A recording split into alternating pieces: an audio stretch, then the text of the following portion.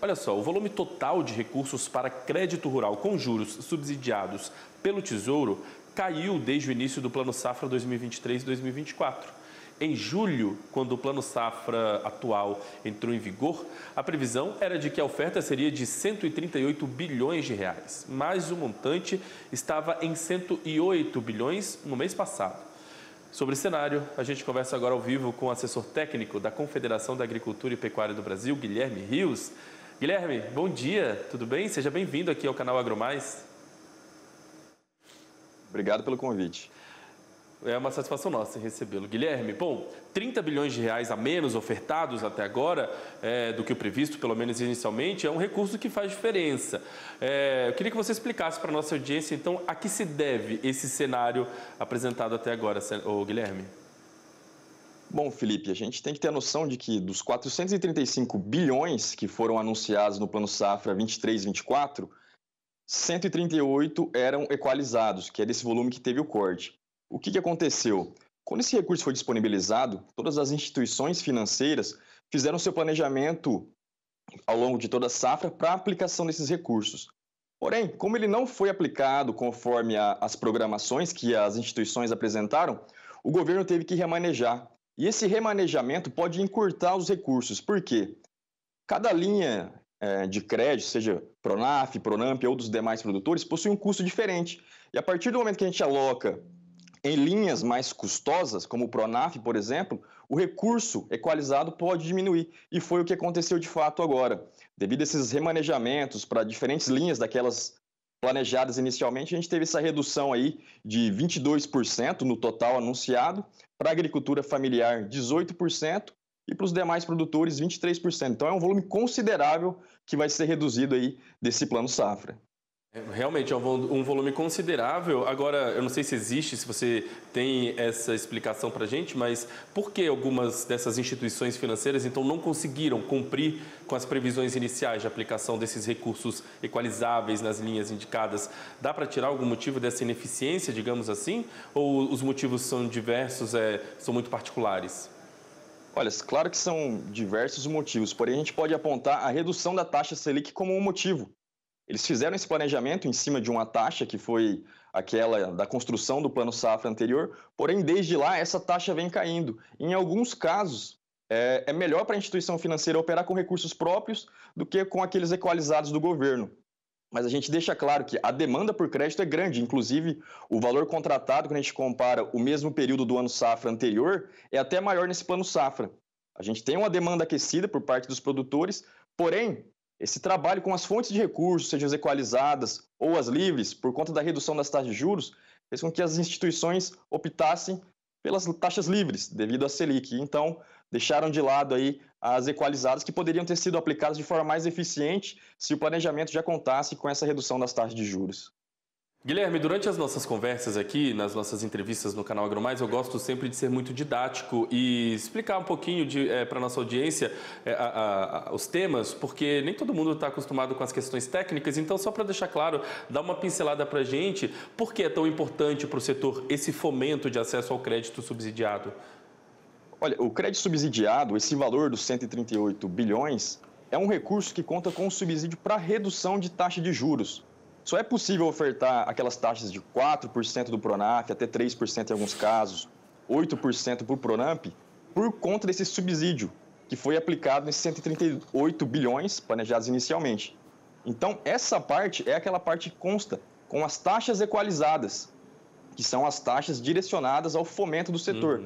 E a gente tem 3%, 4% no Pronaf, 8% nos médios produtores do programa Pronamp e 12% nos demais. Isso no caso dos custeios. E aí a gente tem, conforme as linhas de investimento também, algumas taxas variáveis. Então, essa parte é aquela parte específica de recursos direcionados com taxas direcionadas. É um volume bem importante para o setor, principalmente para a agricultura familiar.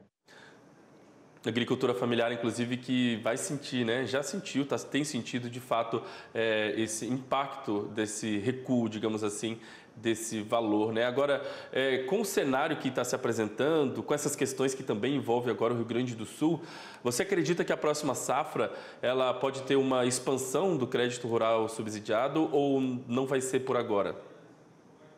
Olha, a gente entende que as dificuldades orçamentárias são bem grandes, até acentuadas agora com a questão do Rio Grande do Sul. E um problema que já é recorrente todos os anos é o fato de que o orçamento para essa parte equalizada, ele é construído na Lei Orçamentária Anual, na LOA. E o Plano Safra, construído ali conforme um ano safra e não um ano civil conforme a LOA. Então a gente tem esse descasamento. E agora, para conseguir um avanço, uma expansão no volume de equalização dentro da lei orçamentária, a gente precisaria de um esforço bem extra aí do governo, do Ministério do Planejamento e Orçamento e Fazenda, além de todas aquelas outras necessidades que nós já temos, que é o caso do seguro rural. Até o momento a gente tem 900 milhões de reais para o seguro rural. A demanda para esse ano são 3 bilhões. Então a gente aí tem problema com o crédito rural, no caso das equalizações das taxas de juros, e também com o seguro rural. E ambos dependem de orçamento extra. Então é uma questão bem complicada, inclusive a CNA, nas propostas que apresentamos ao ministro Carlos Favas há alguns dias, a gente aponta que a necessidade de volume total desse plano safra seria de 570 bilhões e para a equalização nós precisaríamos de um volume aproximado de 20 bilhões. Hoje nós só temos ali um pouco de recurso que foi destinado, de aproximadamente 13 bilhões de reais, bem aquém da necessidade.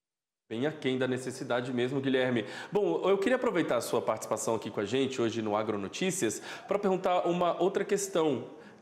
Que envolve também crédito rural, é porque a CNA ela solicitou recentemente ao ministro da Fazenda, Fernando Haddad, a prorrogação de prazo para que os produtores rurais gaúchos formalizem aquelas renegociações de operações de crédito rural de investimentos que vencem em 2024.